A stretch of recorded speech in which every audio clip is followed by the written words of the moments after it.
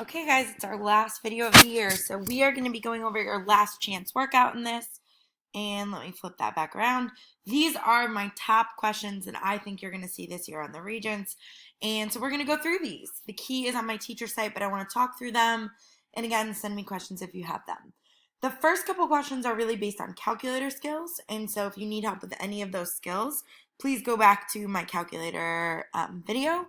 Feel free to take a look at that, how to find intersections, use the table, use the zoom, all of that stuff. But let's start with number one. So find the average monthly high temperature in Buffalo can be modeled by the function b of t, where t is the month number, January is 1, state to the nearest tenth the average monthly rate of temperature change. So as soon as you see rate of change, that should make you think slope. And remember that slope is y2 minus y1 over x2 minus x1. That's the slope formula, right? So in order to come up with a slope here, we need to find two coordinate points. And I'm going to do that by using my calculator. So I'm going to type this function into y equals, and I'm going to go to the table, so second and then table, and I'm going to get some coordinates out. Now, I want to go between August and November. In other words, I want to look at when my x-coordinate is 8 and when my x-coordinate is 11. And if I do that, I'm going to get that my x-coordinate when it's 8 is 78.903, I believe that is. A little hard to read my handwriting. Or 932, sorry. No, 903. And 11, it's 48.732. Now, if you're not getting those values out, I want you to check your mode. Remember that you need to be in radian mode. So using those, I'm going to plug that in. It's going to be 48.732 minus 78.903 over 11 minus 8. And remember, y1, x1, those should go together. And that gives me to the nearest tenth, which is what they asked me for, negative 10.1. Now it asked me to explain that and give it in context. So let's look at our units. The numerator has a change of units of degrees Fahrenheit. The denominator has a change of month. So my units here are degrees Fahrenheit per month.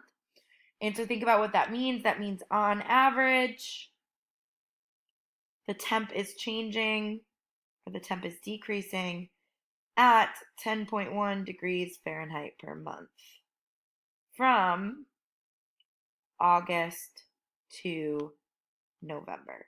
Okay, so units can be a big giveaway there of what we actually need to know. Okay, let's look at this next one. Number 2, when g of x equals 2 over x plus 2, h of x equals log, and notice there's no base there, that's a base of 10. Log of x plus 1 plus 3 are graphed on the same set of axes. Which coordinate best approximate their point of intersection? I would not leave this to chance. I would not leave it to plug in. I would plug g into y1, h into y2, and you're going to get a graph that looks sort of like this. And we are looking for their point of intersection, which would be right there. So you are going to hit second, calc, and then 5, which is intersect. And when you do that, you get x equals negative 0.9269206, and y equals 1.863795. And looking at which one that's actually closer to, that's closer to answer choice 2 if you actually round them. Notice they put those answers very close together to see if you actually knew how to use your calculator to find those. Now, if you need help with doing that on the calculator, again, go back to my calculator one. All right, next one. A rapidly growing bacteria has been discovered. Its growth rate is shown in the chart at right. Write an exponential regression rounding to the nearest 10,000th. Now, regressions, you need to be able to put this data in your calculator. So you're going to hit stat and then edit and put in your data. And then you're going to hit stat, go over to calc, and then look for exponential regression. And it should come up with exponential regression right there. So it's going to give you y equals a times b to the x, and it'll tell you what a and b are. So it should come out to be y equals 20.5122 1.9238 to the x. And again, if you need help with regression, putting stuff in, go back to that live stream. Okay, next one. Aaron and Krista were working on cubing binomials for math homework. Aaron believed they could save time with a shortcut. She wrote down the rule below for Krista to follow. Does Aaron's shortcut always work? Justify your answer algebraically. Now, it does not say justify your answer, period. It says algebraically, which means we need to do algebra. So I want to prove that this equals that, or that it doesn't. So what I'm going to do is pretend that the right side doesn't exist, and I'm going to expand out the left side and see what happens. So cubing it would mean a plus b, a plus b, a plus b, and let's see if we get that answer. Now, when you multiply three things together, remember that you need to multiply the first two together first. So that's a squared plus 2ab plus b squared times a plus b. And then from there, we're going to multiply again. And so when I do this, remember that we're distributing each thing out. So a squared is going to get multiplied each of those. So that's a cubed plus a cubed b, or I'm sorry, a squared b. And then I'm going to multiply these out. So 2ab times a is 2a squared b. And then 2ab times b is 2ab squared. And then I'm going to multiply these out. So that's ab squared plus b cubed. And you can combine your like terms there, but I can tell clearly that does not equal a cubed plus b cubed. Notice that this is a yes or no question, so the answer should be no. Make sure if they're asking you a yes or no question that you're also answering yes or no there, right? That is going to matter. Okay, let's move on to number 5. So 5 and 6 are both system of equations. 5 I see as a 3 by 3, and when I do these, I like to sort my paper sort of into 3 columns. So in the first column, I'm going to do the initial elimination. Second column, I'm going to do my final elimination. Third column, I do my substitution. So I'm going to start by eliminating, let's start with the first 2. So I'm going to use equation 1 and 2. And I'm going to multiply the second one by -1. So a plus 4b plus 6c equals 23. I'm going to multiply my entire second equation by -1. And then I'm going to combine that by adding down my columns. So that's going to come out to be, let me actually slide this over just a hair. There we go. So that's going to combine to be, these are 0. This is 2b. This is 5c, and this is 21. So there's my first equation that I will use. And that's going to be the first equation I bring over into my second column. Now, for the second 2, I'm going to choose 2 other equations. So I'm going to use 2 and 3. And notice in the third one, a is over here. So I'm actually going to move that over.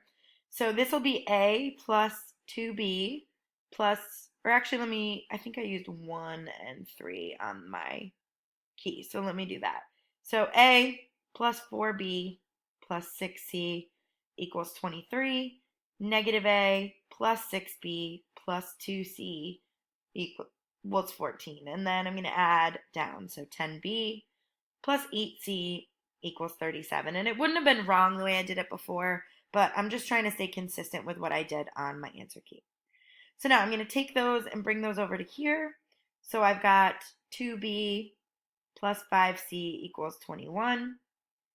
And I've got 10b plus 8c equals 37. And now notice I'm down to just 2 equations, and that is the skills we need. Or I'm sorry, that's an Algebra 1 skill. So I'm going to just leave the second one alone. I'm going to multiply the first one by -5 to get my b's to cancel. So this will be -10b minus 25c equals -105.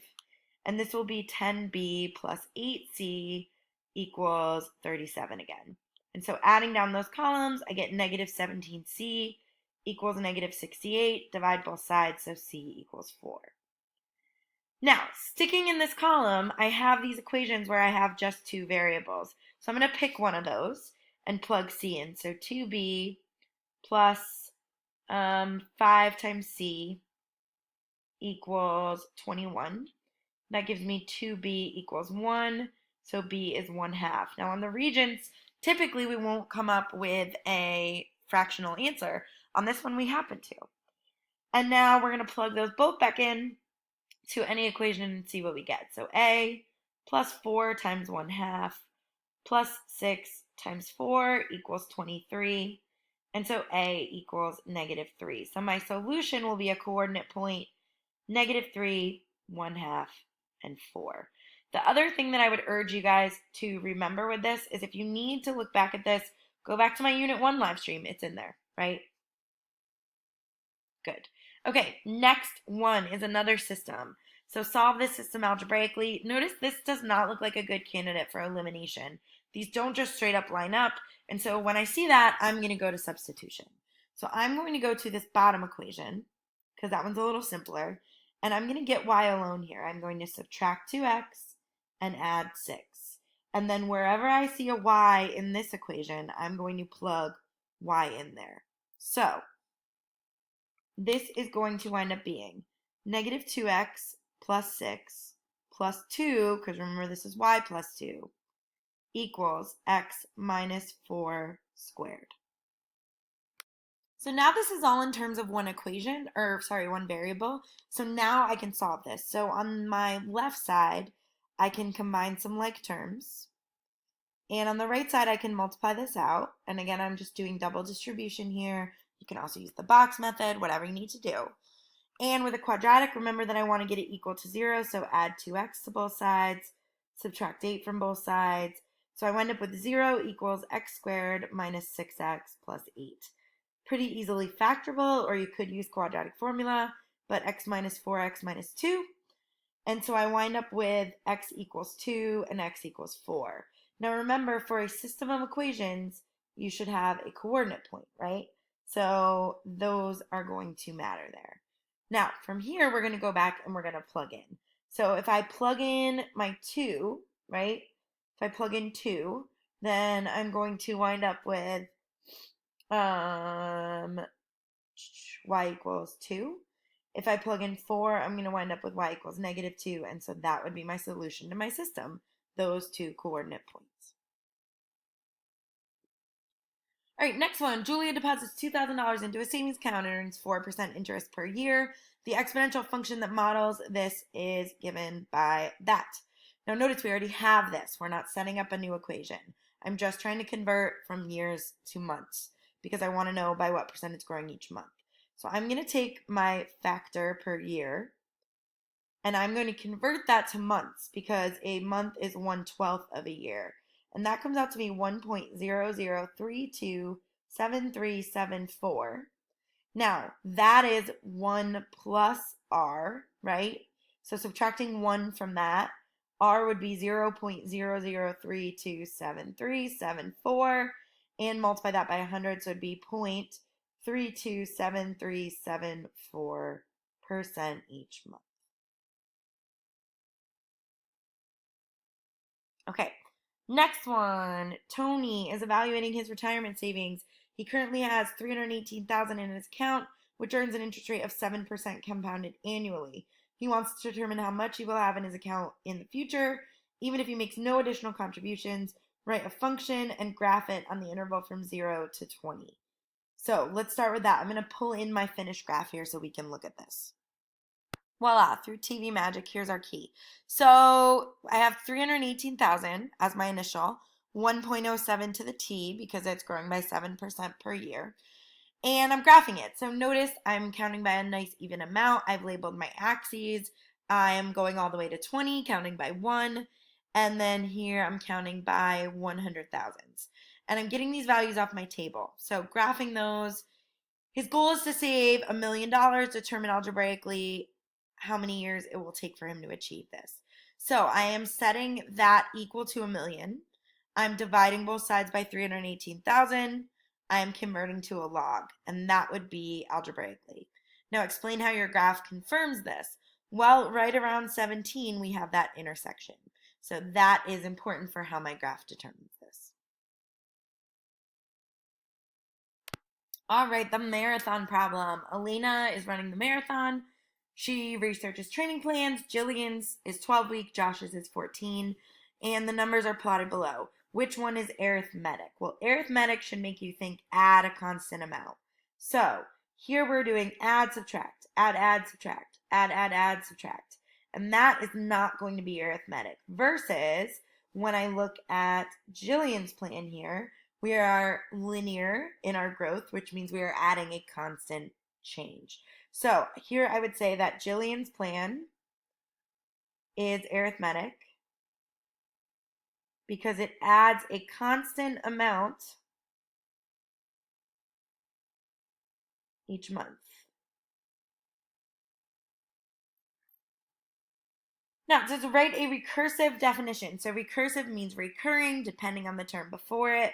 So we need the first term and we need the pattern for the nth term. So for Jillian's plan, the first term is 10. And then the pattern is take the term before it and add 1. Now, Jillian's plan has an alternative if Elena wants to train instead for a full 26-mile marathon. Each week would start at 13 miles and follow the same pattern for the half marathon, but would continue for 14 weeks. Write an explicit formula. That should always make you think, look at your formula sheet. So, AN is A1 plus N minus 1 times D. AN, I don't know, but that would be the initial plus N minus 1 times your common difference. And that right there would be your explicit formula.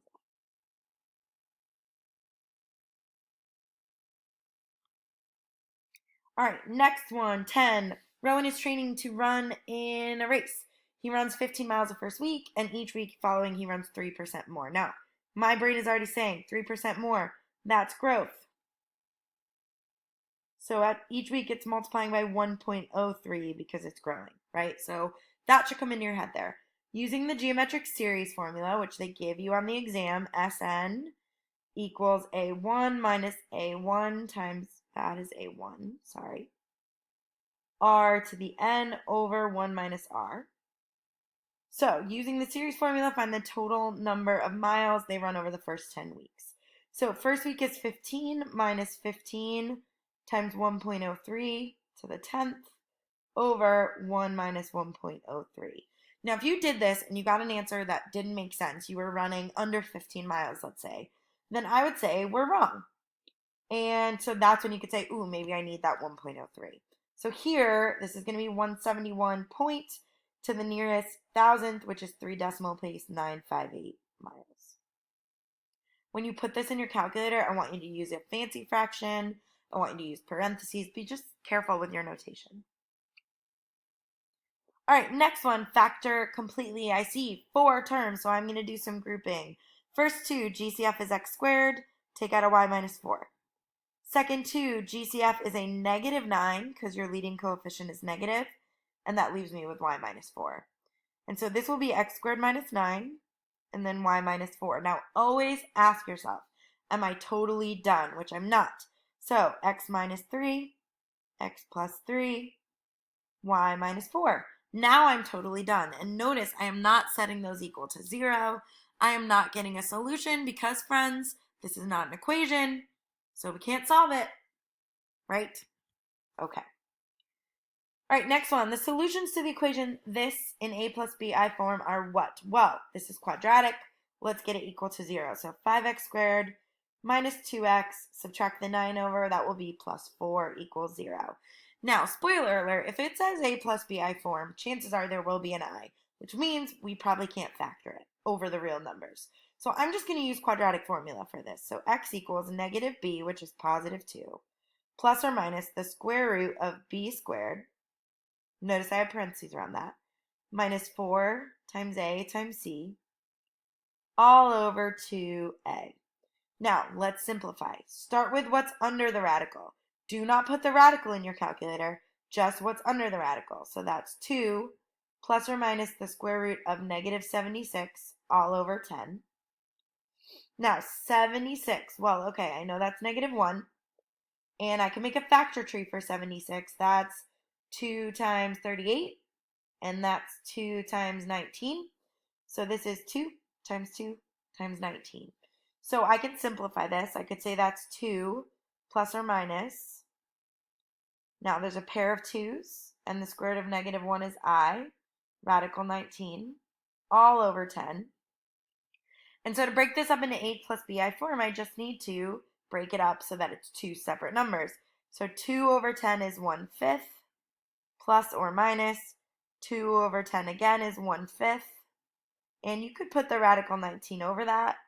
And then we need the I. So this is again A plus bi form. Okay, next one, 13. Express this in simplest form. So notice there's x's and i's. You cannot just throw this in your calculator. So we need to actually do the algebra out. So I'm distributing this out. So multiply, add your exponents if your bases are the same. So 2, x to the first times x squared is x cubed. I times I is I squared. Minus 2 times 3 is 6xi cubed. Now let's simplify what we can. I squared, you can put in your calculator if you'd like to. 2x cubed times negative 1. And I cubed, you can put in your calculator if you'd like. 6x times negative I. And so this is going to be negative 2x cubed and then plus 6xi. That is as simplified as we get. All right, number 14, the graph of p of x is shown. If p of x is divided by x minus 4, what is the remainder? This is a question where we aren't going to be able to just write the equation and divide because I can't see like exactly where these cross over here. So let's start by thinking about this. If this is a factor, then I'm going to think about where that equals 0. So x equals 4 should be a 0, right?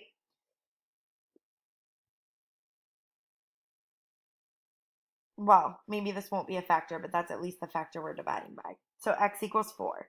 So let's look at when x equals 4. What's the value of the function? It is 8. Remember, we're finding p of 4 there. That's 8. And the remainder theorem tells me that the value of the function at that point is equal to the remainder when I divide by its corresponding factor. Okay, next one, the zeros of a quartic polynomial. That means it's x to the fourth, which means your end behavior is either up, up, or down, down. Are negative 2, 2, 4, negative 4. Now, they could have written this as plus or minus 2 and plus or minus 4. That would mean the same thing, right? Excuse me. There we go. Use the zeros to construct a possible sketch. So it's got to cross at negative 2 and negative 4. Notice I'm labeling them. It's got to cross at 2 and 4. And it's quartic, so it should have a multiplicity of 1 at each of those zeros. So cross, cross, cross, cross. Or your other alternative, because it didn't specify about your leading coefficient, would be cross, cross, cross, cross. Right? So either of those would work. Okay, so our next one is a radical equation. The speed of a tidal wave s in hundreds of miles per hour can be modeled by this equation. T is the time from the origin. Algebraically, solve it out. Determine when s equals 0. So I'm going to put 0 in for s. And I see that this is a radical equation, so I'm going to isolate the radical. So add 2t, subtract 6, radical alone. Now I'm going to square both sides. So that's going to give me 4t squared minus 24t plus 36 equals t. Again, just double distributing on the left, squaring on the right. This is quadratic, so I am going to subtract that over, and I get it equal to 0. Now, you could do a quadratic formula here, or you can factor. Let's factor it. So a times c, and actually this should be a 25. There we go. So a times c is 132, and find numbers that add to be the middle and multiply to be that. So 4t squared minus 9t minus 16t plus 36 equals 0. In these two, you can factor out a t. 4t minus 9 is left. In these two, you can factor out a negative 4. 4t minus 9 is left. And so that gives you t minus 4. and 4t minus 9. So I get t equals 4 and t equals 9 over 4. Now remember that you need to check them. This one does not check, and so your only solution is t equals 4. Okay, next one, 17. Solve this. As soon as I see a fractional equation, I'm thinking LCD. So my LCD here, let's go through our denominators. The first denominator is t plus 1, or 3, sorry. The second denominator is t. The third denominator is t, which we have, and t plus 3, which we have. So I'm going to go through, and let me change colors for a second. I'm going to multiply each of these by t plus 3 times t, distributing that out to each one. So for the first one, I'm going to do 1 times t plus 3 over t plus 3, plus, for the second one, it's 2 times t plus 3 over t, equals negative 3 times t plus 3 over t times t plus 3. And now's the fun part. Now's when we get to cancel. So, cancel city. T plus 3's cancel. All that's left is 1t. T's cancel. All that's left is 2 times t plus 3. T's cancel. T plus 3's cancel. All that's left is negative 3. So I wind up here with t plus 2t plus 6 equals negative 3. 3t equals negative 9. T equals negative 3. Now I'm going to check that. Guess what? There's an error when we check. And so that means there is no solution. Which happens. That's okay. All right. 18. We are getting there, guys. Tangent theta is negative 5, 6, and sine is negative. Stop the bus. Before we do anything, let's figure out our quadrant.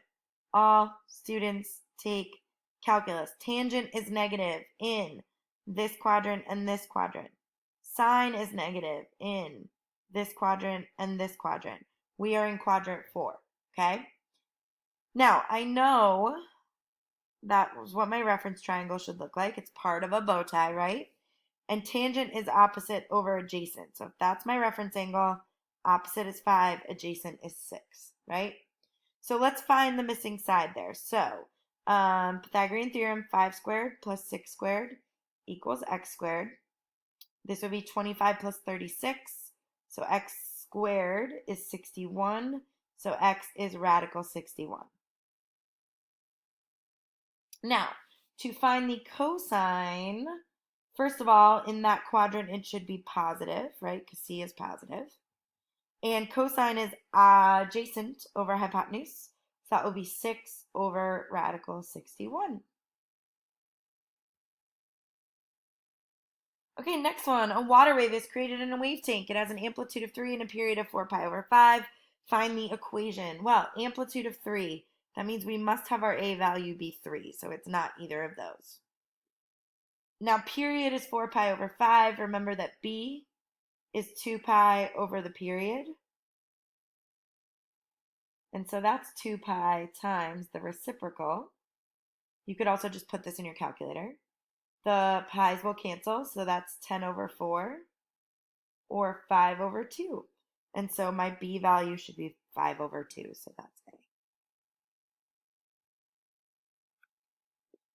All right, next one. The results of a survey of the student body are shown. Are the events student is male and student prefers reality TV independent? Well, test for independence.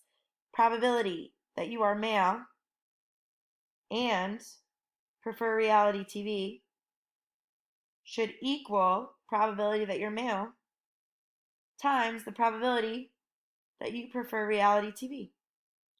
If that is true, these are independent. So let's figure that out. Probability that you are a male. So males, there is 230 out of 490. Probability that you prefer reality TV. Prefers reality TV, 180 out of 490. Probability that you are male and you prefer reality TV is, let's see, people that are male and prefer reality is 70 out of 490. And then let's multiply these. So does 70 over 490 equal 230 over 490 times 180 over 490? And it's easiest to compare these if they're decimals. So let's look at that. The left side's going to be 0.14285711429. The right side, and I'm seeing are they equal, right? The right side is nope, hold on. The right side is 0.017242 la from there. 8154. So those are not equal, and so that means they are not independent. Remember, this is a test for independence. So if they're not independent, or if it doesn't work, then they're not independent. All right, we've got like 3 left. So 21 in a class of 50 students, 18 take art, 18 take music, 26 take art, 2 take both. What is the probability that is a student in music or art? Now there's 2 ways you could do this. You could say, okay, 50 students, music, art, right? So let's start with how many there are in the overlap. 2 students take both. Now, of the students in music, there are 18, but 2 are already in there, so we need 16 more. Students in art, there are 26. There's already 2 in there, so we need 24 more. So if I want to know the probability that a student is enrolled in one or the other, I could add all 3 of these up, which would come out to be 42 out of 50. Now, we also could do it with the formula. The probability of music or art is going to be the probability that they're in music plus the probability that they're in art minus the probability that they're in music and art. And that's because there's an overlap, right? So this would be 18 out of 50 plus 26 out of 50 minus 2 out of 50. And you get the same thing that way, 42 out of 50. So either way, make sure you know that OR equation. All right, next one. The scores on a mathematics college entry exam are normally distributed. The mean is 68. The standard deviation is 7.2. Students scoring higher than 1 standard deviation above the mean will not be enrolled in tutoring. How many of the 750 incoming students could be expected to be enrolled in tutoring? So let's sketch this. Ready? Here's my mean, 68.